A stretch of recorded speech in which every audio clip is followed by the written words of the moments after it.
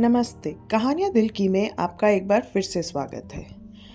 अक्सर बचपन में चीज़ों को देखने और समझने में हम अपने ऊपर एक बोझ सा डाल लेते हैं, जो हम खुद भी नहीं समझ पाते कि हम क्यों कर रहे हैं। पर धीरे धीरे जैसे हम बड़े होते हैं, ये और बड़ा और भयानक रूप लेने लगता है।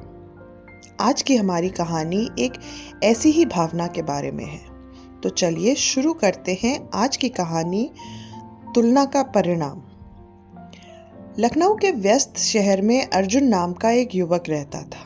बाहर से देखने में उसकी जिंदगी सफल लगती थी। एक प्रतिष्ठित आईटी कंपनी में नौकरी और एक प्यार करने वाला परिवार। लेकिन अंदर ही अंदर वो एक अदृश्य बोझ ढो रहा था, एंग्जाइटी का बोझ।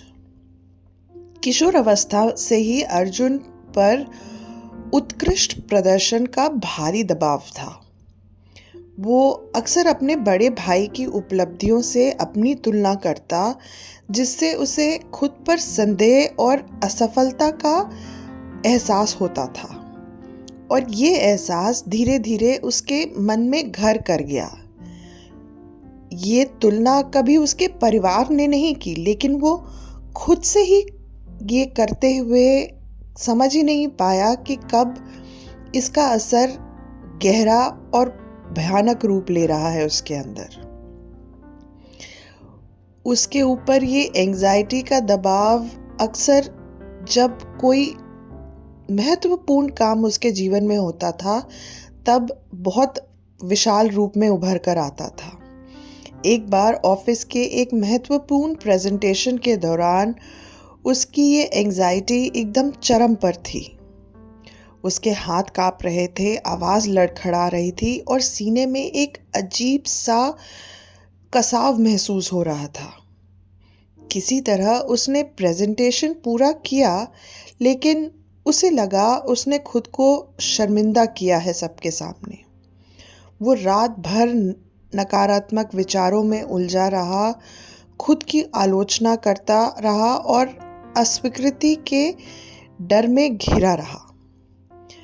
पारिवारिक आयोजनों में भी अर्जुन की हालत कुछ बेहतर नहीं होती थी। अपनी चचेरी बहन प्रिया की शादी में बड़ी भीड़ और तेज संगीत से उसकी एंग्जाइटी फिर से बढ़ गई। वह भीड़ से अकेला होकर एक चुपचाप से कोने में जाके बैठ गया।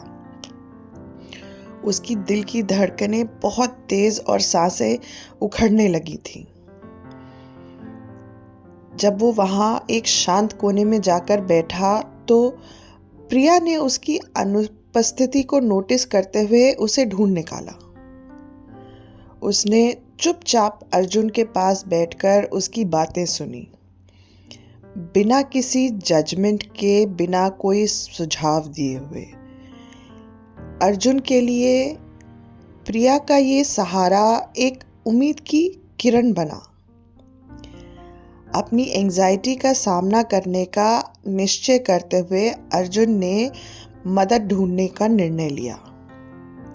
उसने एक अच्छे साइकोलॉजिस्ट को खोजा, जिससे उसने अपने इस एंग्जाइटी का समाधान ढूंढने की कोशिश की। उस थेरेपिस्ट ने उसको अपना मूड ठीक करने की तकनीकें सिखाई और बिहेवियरल थेरेपी कैसे करते हैं वो सिखाया। धीरे धीरे उसने अपने विचारों को नया रूप देना शुरू किया। उसने अपनी नकारात्मक सोच का पैटर्न बदलना शुरू किया और लंबे समय तक जो सोच उसे जकड़े हुए थी, उसको धीरे धीरे अपने अंदर से निकालना शुरू किया। एक शाम नदी के किनारे टहलते हुए उसने अपनी थेरेपिस्ट द्वारा सिखाई गई एक ग्राउंडिंग टेक्निक का प्रयोग किया।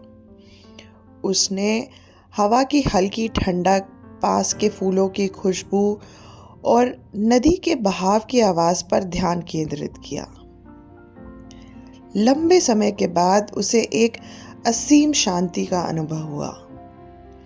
कुछ महीनों बाद उसे फिर से ऑफिस में एक प्रेजेंटेशन देना था। एंजाइटी अभी भी थी, लेकिन उसने अपनी प्रगति को याद करते हुए गहरी सांस ली और पूरे आत्मविश्वास के साथ अपनी बात रखी। वो प्रेजेंटेशन परफेक्ट नहीं गया था, लेकिन अर्जुन के लिए ये एक बड़ी जीत थी। ये उसके लिए एक प्रमाण था कि वह अपने डर का सामना कर सकता है। अर्जुन का ये सफ़र आसान नहीं था। संदेह के पल अभी भी आते थे, लेकिन उसने सीख लिया था कि एंजाइटी को पूरी तरह से ख़त्म करना ज़रूरी नहीं है, बल्कि उसके साथ जीना सीखना ज़रूरी है। थेरेपी और कॉग्निटिव बिहेवियर टेक्निक्स से उसने धीरे धीरे एक नई दृढ़ता पाली थी। लखनऊ की हलचल भरी जिंदगी में उसने अपनी कहानी को फिर से लिखना शुरू कर दिया था। चिंता अक्सर दबाव के छड़ों में उभर आती थी उसके लिए, लेकिन अब उसने उसको संभालना सीख लिया था। आशा है आपको हमारी आज की कहानी पसंद आई होगी। अगर आप भी कुछ ऐसा महसूस करते हैं तो कमेंट्स में लिख के हमें ज़रूर बताइएगा। धन्यवाद।